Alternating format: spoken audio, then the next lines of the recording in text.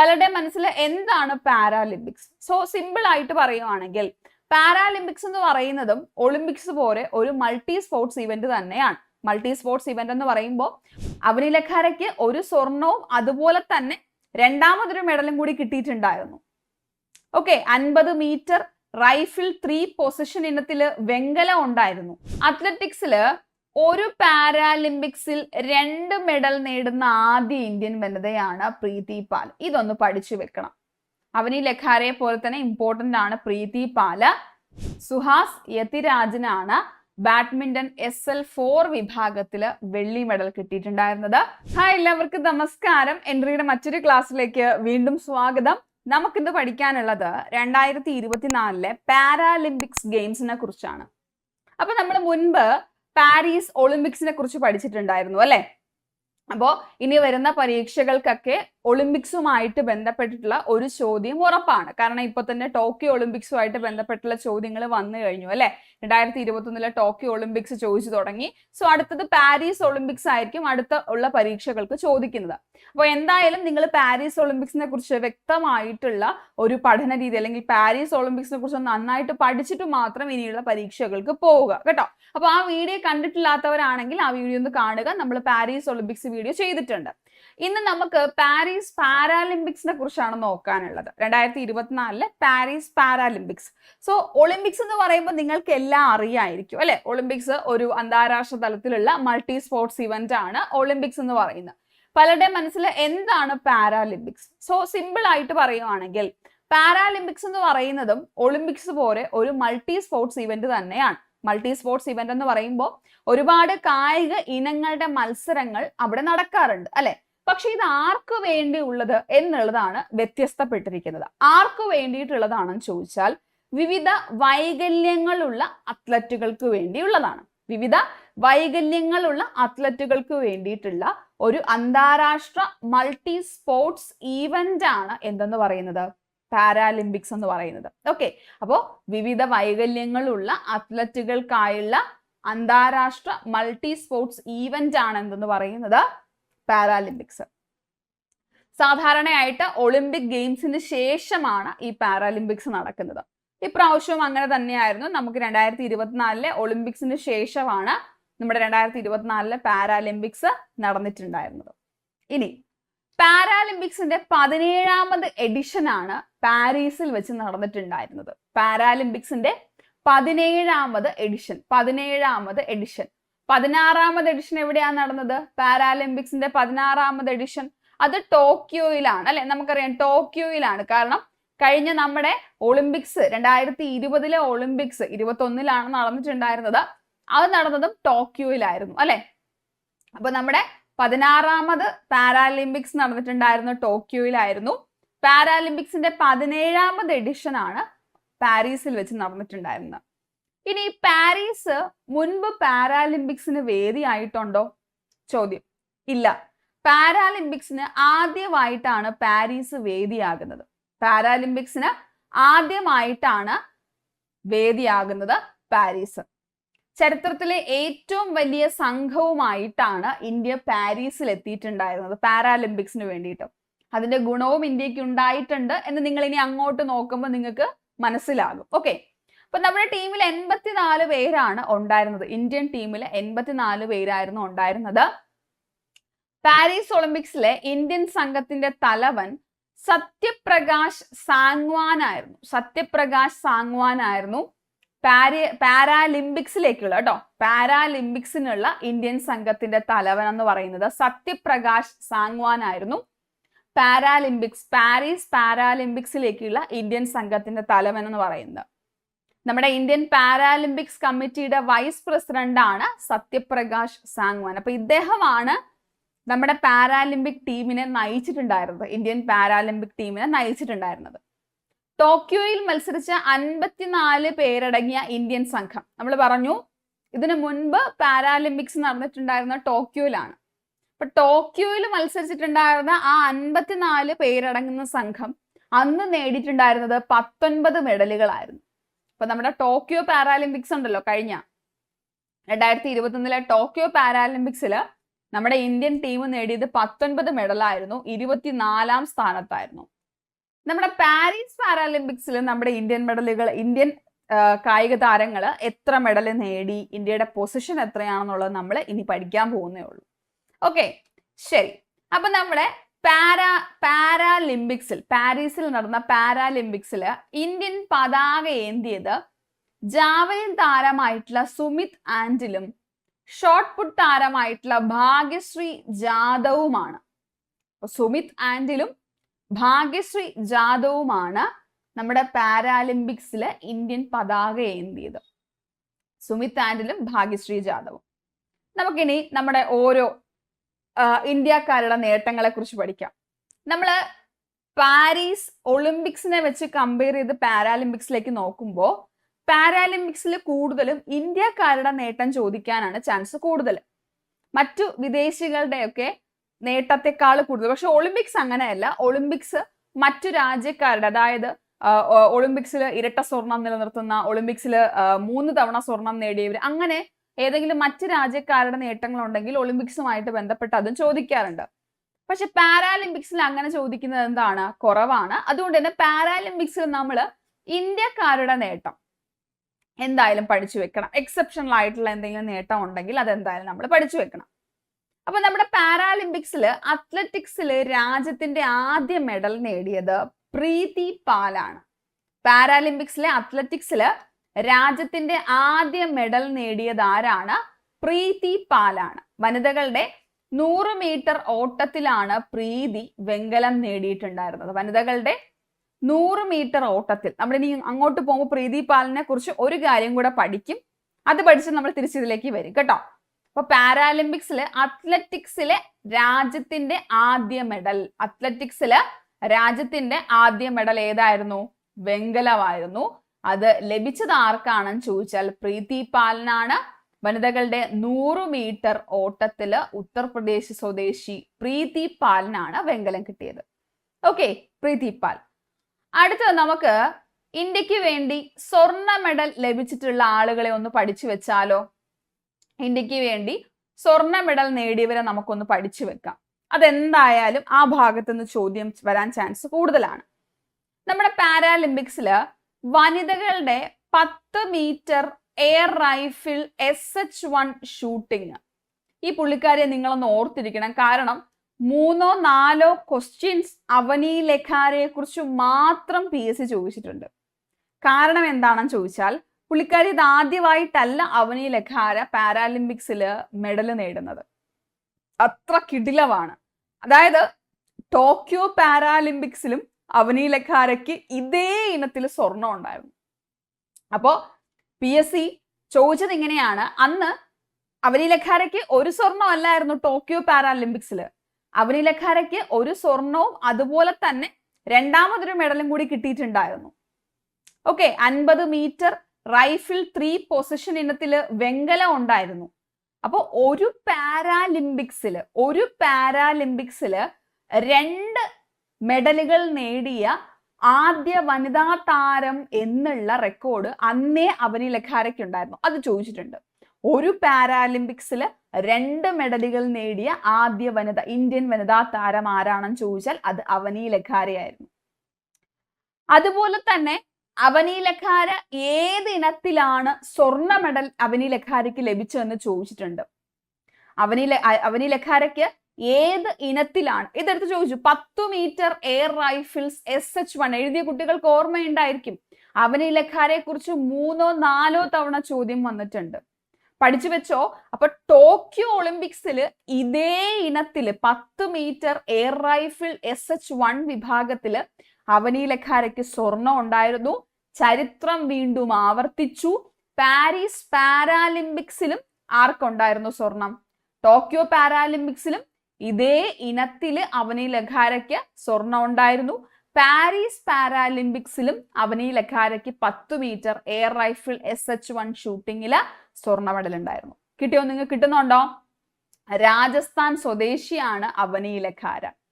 അപ്പോ ഇപ്പൊ ഈ പാരീസ് പാരാലിമ്പിക്സിൽ മറ്റൊരു റെക്കോർഡ് കൂടി നമ്മുടെ അവനി ലെഖാരെ കുറിച്ചു.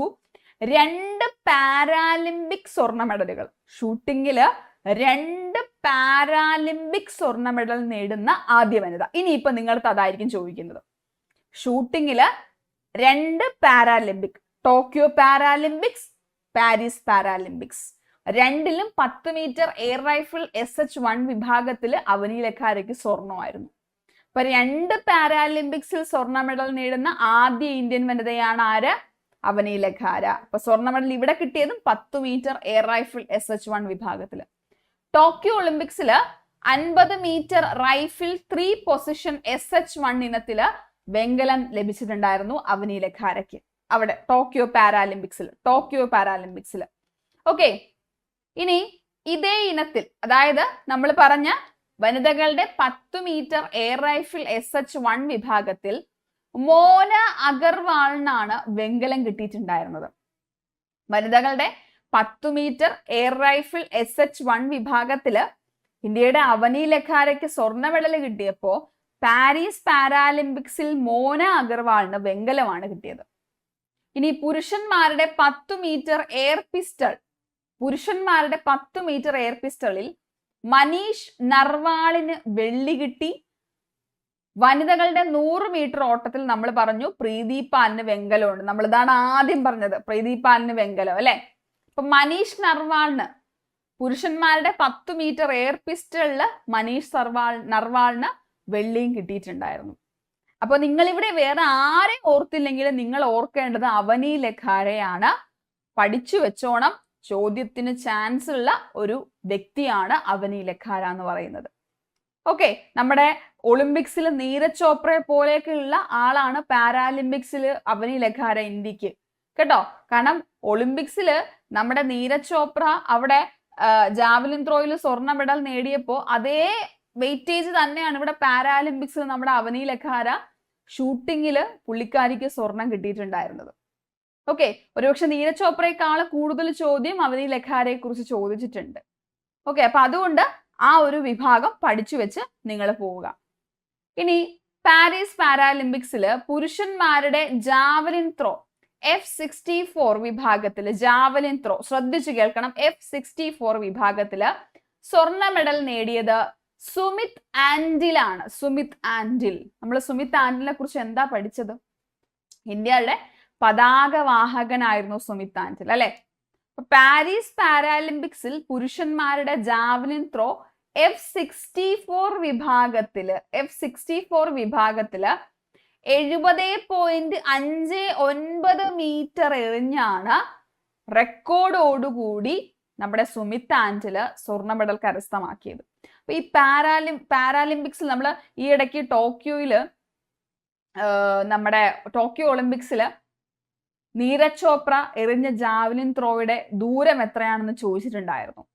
സുമിത് ആൻഡിൽ ഇതിപ്പോ 2ാമത്തെ തവണയാണ്. അവനി ലഖാരെ പോലൊരു ഫിഗർ തന്നെയാണ് സുമിത് ആൻഡിൽ എന്ന് പറയുന്നത്. കഴിഞ്ഞ ടോക്കിയോ പാരാലിമ്പിക്സിലും ജാവലിൻ ത്രോയില് സുമിത് ആൻഡിലിന് സ്വർണം ഉണ്ടായിരുന്നു. അന്നും റെക്കോർഡോടുകൂടിയായിരുന്നു സ്വർണം. 68.55 മീറ്റർ എറിഞ്ഞാണ് ടോക്കിയോ പാരാലിമ്പിക്സില് സുമിത് ആൻഡിലിന് സ്വർണം കിട്ടിയിട്ടുണ്ടായിരുന്നത്. ഇപ്പോ പാരീസ് പാരാലിമ്പിക്സില് 70.59 മീറ്റർ, പാരീസ് പാരാലിമ്പിക്സില് 70.59 മീറ്റർ എറിഞ്ഞ് ആര് സ്വർണം നേടി? സുമിത് ആൻഡിൽ സ്വർണം നേടി. അപ്പൊ ടോക്കിയോയിലും സുമിത് ആൻഡിലിന് സ്വർണം ഉണ്ടായിരുന്നു.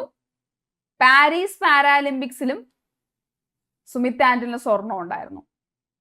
F64 ജാവലിൻ F64 വിഭാഗത്തിലാണ് സ്വർണം. ടോക്കിയോയില് 68.55 മീറ്റർ. നമ്മുടെ പാരീസ് പാരാലിമ്പിക്സിലേക്ക് വരുമ്പോൾ 70.59 മീറ്റർ. സുമിത്തിന്റെ ആ ഒരു ജാവലിൻ ത്രോയുടെ ദൂരമാണ് പറഞ്ഞത്. ഇനി അടുത്തത് പാരീസ് പാരാലിമ്പിക്സിൽ പുരുഷന്മാരുടെ ജാവലിൻ ത്രോ F41 വിഭാഗത്തിൽ F41 വിഭാഗത്തിൽ സ്വർണ്ണ മെഡൽ കിട്ടിയത് നവദീപിനാണ്. ഇന്ത്യയുടെ നവദീപിനാണ്. ശരിക്കും ഇത് എങ്ങനെയാണെന്ന് ചോദിച്ചാൽ, ഈ ഒരു ജാവലിൻ ത്രോ F41 വിഭാഗത്തില് ഇറാന്റെ ബെയ്ത്ത് സയ സദേഗിനായിരുന്നു സ്വർണ്ണ മെഡൽ കിട്ടിയിട്ടുണ്ടായിരുന്നത്. പിന്നീട് ചില പ്രശ്നങ്ങൾ കാരണം അദ്ദേഹത്തിനെ അയോഗ്യനാക്കി, ഇറാന്റെ ബെയ്ത്ത് സയാസ് സദേകിനെ അയോഗ്യനാക്കിയതിനെ തുടർന്നാണ് നവദീപിന്റെ വെള്ളി മെഡല് സ്വർണ്ണ മെഡലായിട്ട് ഉയർന്നത്. അപ്പോ പാരീസ് പാരാലിമ്പിക്സില് പുരുഷന്മാരുടെ ജാവലിൻ ത്രോ F41 വിഭാഗത്തിൽ, ഇവിടെ നമുക്ക് സുമിത് ആൻഡില് F64 വിഭാഗമാണ്. സുമിത് ആൻഡില് F64 വിഭാഗത്തില്, സുമിത് ആൻഡില് F41 വിഭാഗത്തില് ആരാണ്? നവദീപിനാണ് സ്വർണം കിട്ടിയത്. സോ പുരുഷന്മാരുടെ ജാവലിൻ F41 വിഭാഗത്തില് ഇന്ത്യയുടെ ആദ്യ സ്വർണമാണ് നവദീപിലൂടെ കിട്ടിയിട്ടുണ്ടായിരുന്നത്. ഓക്കെ, നവദീപ് ഹരിയാന സ്വദേശിയാണ്. 47.32 മീറ്റർ ആണ് നവദീപ് എറിഞ്ഞ ജാവലിൻ ത്രോയുടെ ദൂരം എന്ന് പറയുന്നത്. 47.32 മീറ്റർ. ഓക്കെ, അപ്പോ ജാവലിൻ ത്രോയില് ഇന്ത്യക്ക് 2 സ്വർണമാണ്. പുരുഷന്മാരുടെ ജാവലിൻ ത്രോയില് ഒന്ന് F64 സുമിത് ആൻഡിലും F41 നവദീപും. കിട്ടുന്നുണ്ടല്ലോ നിങ്ങൾക്ക്. അടുത്തത് പുരുഷന്മാരുടെ ഹൈ ജമ്പിൽ T64 വിഭാഗത്തില് സ്വർണം നേടിയ ഇന്ത്യക്കാരനാണ് പ്രവീൺ കുമാർ എന്ന് പറയുന്നത്. പ്രവീൺ കുമാർ പുരുഷന്മാരുടെ ഹൈ ജമ്പില്. ഓക്കെ, അപ്പം പ്രവീൺ കുമാർ ആണ്. തുടർച്ചയായിട്ടുള്ള 2ാം പാരാലിമ്പിക്സ് മെഡലാണ്. പ്രവീൺ കുമാറിന്റെ തുടർച്ചയായിട്ടുള്ള 2ാം പാരാലിമ്പിക്സ് ആണ്. ടോക്കിയോയില് പ്രവീൺ കുമാറിന് ഹൈ ജമ്പില് വെള്ളി മെഡൽ ഉണ്ടായിരുന്നു. ടോക്കിയോയില് പ്രവീൺ കുമാറിന് എന്തുണ്ടായിരുന്നു? വെള്ളി മെഡൽ ഉണ്ടായിരുന്നു. വെള്ളി മെഡല്. പാരീസ് പാരാലിമ്പിക്സിലേക്ക് വന്നപ്പോൾ അതെന്തായിട്ട് മാറി? സ്വർണ്ണ മെഡലായിട്ട് മാറി. 2.08 മീറ്റർ ചാടിയാണ് ഏഷ്യൻ റെക്കോർഡ് ആര് കുറിച്ചിരിക്കുന്നത്? പ്രവീൺ കുമാർ. അപ്പൊ സ്വർണ്ണ മെഡൽ നേടുക മാത്രമല്ല, റെക്കോർഡ്, ഒളിമ്പിക്സ് റെക്കോർഡ് കൂടി ആരുടെ പേരിലുണ്ട്? പ്രവീൺ കുമാറിന്റെ പേരിലുണ്ട്. ടോക്കിയോ ഒളിമ്പിക്സില് വെള്ളി, ടോക്കിയോ പാരാലിമ്പിക്സില് വെള്ളി മെഡൽ ഹൈ ജമ്പില്, പാരീസ് പാരാലിമ്പിക്സിലേക്ക് വന്നപ്പോൾ ഹൈ ജമ്പ് T64 വിഭാഗത്തില് പ്രവീൺ കുമാറിന് എന്തുണ്ട്? സ്വർണ്ണ മെഡൽ ഉണ്ട്. ഓക്കെ, അപ്പോൾ തുടർച്ചയായിട്ട് 2ാം പാരാലിമ്പിക്സില് മെഡല്. അടുത്തയാള് ഇന്ത്യൻ അമ്പെയ്ത്ത് താരമാണ്. പാരാലിമ്പിക്സില് സ്വർണ്ണ മെഡൽ നേടിയ ഇന്ത്യൻ അമ്പെയ്ത്ത് താരം ആരാണ്? ഹർവീന്ദർ സിംഗ് ആണ്. ഹർവീന്ദർ സിംഗ്. ഈ സ്വർണ്ണ മെഡൽ കിട്ടിയവരെയൊക്കെ നിങ്ങൾ പ്രത്യേകം ഒന്ന് ഓർത്തിരിക്കാൻ വേണ്ടിയിട്ടാണ് ഇത് എടുത്തെടുത്ത് പറയുന്നത്. അപ്പൊ ഹർവീന്ദർ സിംഗ് ഇന്ത്യൻ അമ്പെയ്ത്ത് താരമാണ്. പുരുഷന്മാരുടെ റീകർവ് ഓപ്പൺ ഫൈനലില് പോളണ്ടിന്റെ ലൂക്കാ സിസേക്കിനെയാണ് ഹർവീന്ദർ സിംഗ് പരാജയപ്പെടുത്തിയത്. അപ്പൊ പാരാലിമ്പിക്സില് ആർച്ചറിയില് ഇന്ത്യയുടെ ആദ്യ സ്വർണമാണ് ഹർവീന്ദർ സിംഗ് നേടിക്കൊടുത്തത്. ആർച്ചറിയില്, അമ്പെയ്ത്തില്, പാരാലിമ്പിക്സില് ഇന്ത്യയുടെ ആദ്യ സ്വർണമാണ് ഹർവീന്ദർ സിംഗിലൂടെ ഇന്ത്യക്ക് കിട്ടിയത്. അപ്പോ ആർച്ചറിയില്, പാരാലിമ്പിക്സ് ആർച്ചറിയില് ഇന്ത്യയുടെ ആദ്യ സ്വർണം കിട്ടിയ ആരിലൂടെയാണ്? ഹർവീന്ദർ സിംഗിലൂടെയാണ്. ഇനി ബാഡ്മിന്റൺ, പാരാലിമ്പിക്സ് ബാഡ്മിന്റണിൽ സ്വർണം നേടിയ ഇന്ത്യൻ താരമാണ് നിതേഷ് കുമാർ എന്ന് പറയുന്നത്. നിതേഷ് കുമാർ രാജസ്ഥാൻ സ്വദേശിയാണ്. നിതേഷ് കുമാർ എന്ന് പറയുന്ന രാജസ്ഥാൻ സ്വദേശിയാണ്. അപ്പോ അത് ഓർത്തിരിക്കുക, നമ്മുടെ ബാഡ്മിന്റണിൽ സ്വർണം നേടിയ ഇന്ത്യൻ താരം നിതേഷ് കുമാർ ആണ്. ഓക്കെ, അപ്പൊ നമ്മൾ സ്വർണം കിട്ടിയവർ അവനി ലെഖാരെ പഠിച്ചു, സുമിത് ആൻഡിലിനെ പഠിച്ചു അല്ലെ. ജാവലിൻ ത്രോ 64 അല്ലെ, ജാവലിൻ ത്രോ വിഭാഗത്തില് F64 വിഭാഗത്തില് സുമിത് ആൻഡിലിനെ നമ്മൾ പഠിച്ചിട്ടുണ്ടായിരുന്നു. 2ാമത്തെ ആള്. 3ാമത്തെ ആള് നവദീപ്, F41 വിഭാഗത്തില് നവദീപ്. 4ാമത്തെ ആള് ഹൈ ജമ്പില് പ്രവീൺ കുമാർ ഹൈ ജമ്പ്. അടുത്തത് അമ്പെയ്ത്ത് ഹർവീന്ദർ സിംഗ് അല്ലെ, ഹർവീന്ദർ സിംഗ് അമ്പെയ്ത്ത്. അടുത്തത് നിതേഷ് കുമാർ ബാഡ്മിന്റണില് സ്വർണം ഉണ്ടായിരുന്നു. ഇനി പുരുഷന്മാരുടെ ക്ലബ് ത്രോ F51 വിഭാഗത്തില് സ്വർണ്ണ മെഡൽ കിട്ടിയ ഇന്ത്യക്കാരൻ ധരംബീർ ആണ്. പുരുഷന്മാരുടെ ക്ലബ് ത്രോ F51 വിഭാഗത്തിൽ സ്വർണ്ണ മെഡൽ നേടിയത് ധരംബീർ ആണ്. ഇതേ വിഭാഗത്തില് ഇന്ത്യയുടെ പ്രവീൺ സൂർമയ്ക്ക് വെള്ളി മെഡൽ ഉണ്ടായിരുന്നു.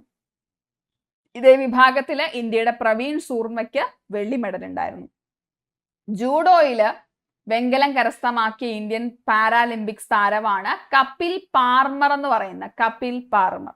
ജൂഡോയില് കപിൽ പാർമറിന് വെങ്കലം ഉണ്ടായിരുന്നു. പുരുഷന്മാരുടെ ക്ലബ് ത്രോ F51 വിഭാഗത്തിലെ സ്വർണ്ണ മെഡൽ നേടിയത് ധരംവീർ ആണ്. അപ്പോ 7 താരങ്ങളെ നമ്മൾ പഠിച്ചു കഴിഞ്ഞു. പാരാലിമ്പിക്സിൽ സ്വർണ്ണ മെഡൽ കിട്ടിയ 7 താരങ്ങളെ. ഇനി നമുക്ക് ഏറ്റവും പ്രധാനപ്പെട്ട ചില മറ്റു മെഡലുകൾ നേടിയവരെ കൂടെ പഠിക്കാം. വനിതകളുടെ ബാഡ്മിന്റൺ സിംഗിൾസ് SH6 വിഭാഗം. വനിതകളുടെ ബാഡ്മിന്റൺ സിംഗിൾസിലാണ്. ബാഡ്മിന്റൺ സിംഗിൾസ് SH6 വിഭാഗത്തില് വെങ്കല മെഡൽ കിട്ടിയത് നിത്യശ്രീക്കാണ്. നിത്യശ്രീ. വനിതകളുടെ ബാഡ്മിന്റൺ സിംഗിൾസ് SH6 വിഭാഗത്തില് വെങ്കല മെഡൽ കിട്ടിയത് ആർക്കാണ്? നിത്യശ്രീക്ക്. ഇനി 2024 പാരാലിമ്പിക്സിൽ വനിതകളുടെ ബാഡ്മിന്റൺ SU5 വിഭാഗത്തിൽ വെള്ളി മെഡൽ കരസ്ഥമാക്കിയത് തുളസിമതി മുരുകേശനാണ്. തുളസിമതി മുരുകേശനാണ്.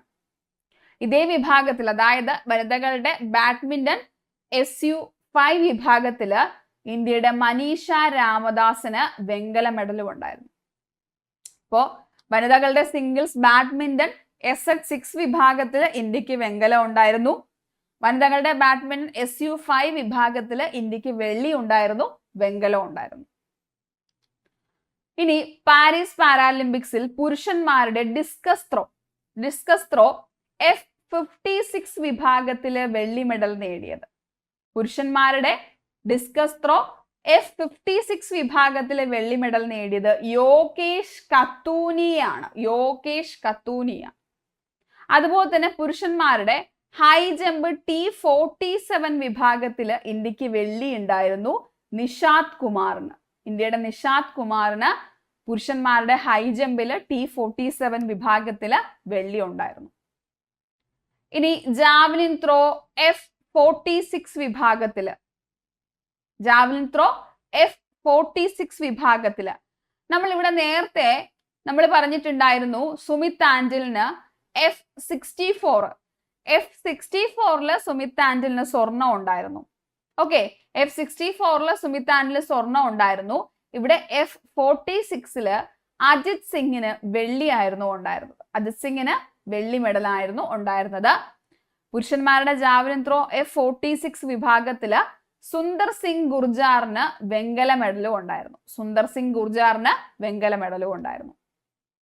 ഇനി ഹൈ ജമ്പ് T63 വിഭാഗത്തില് പാരീസ് പാരാലിമ്പിക്സിലെ ഹൈ ജമ്പ് T63 വിഭാഗത്തിലെ വെള്ളി മെഡൽ കിട്ടിയത് ശരത് കുമാറിന് ഹൈ ജമ്പില്.